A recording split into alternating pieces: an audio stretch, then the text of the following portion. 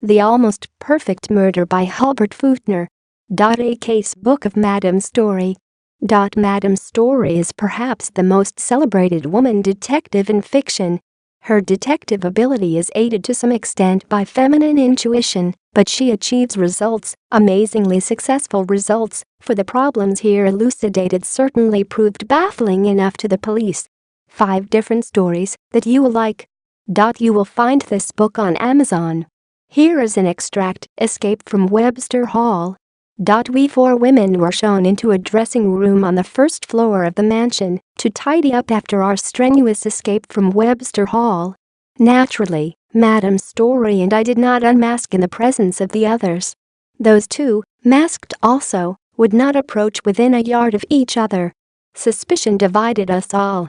My employer and I lingered in the room until they had gone out, so that we could have a word or two together. What a relief it was to raise our masks. "Are you scared, Bella?" she asked, smiling. "You know I am," I answered tartly. "So there's not much use in denying it." There was a telephone in the room.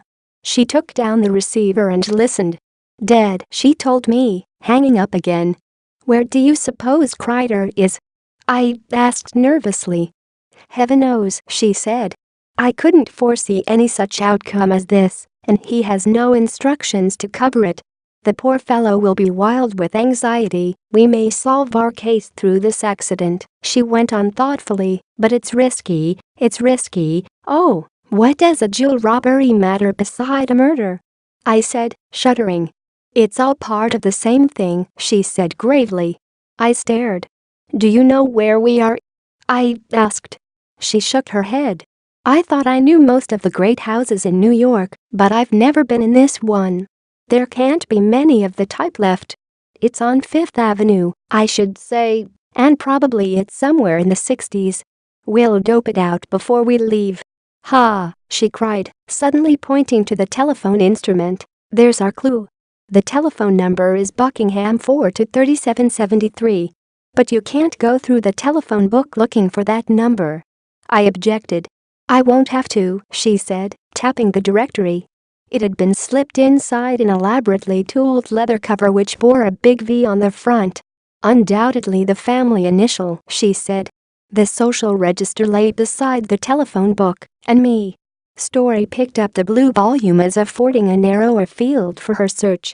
Almost immediately she said, "I have it. A. Vandegrift." I was nearly right.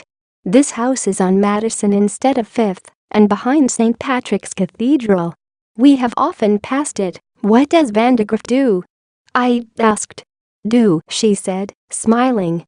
"He's a rich man of the 3rd generation.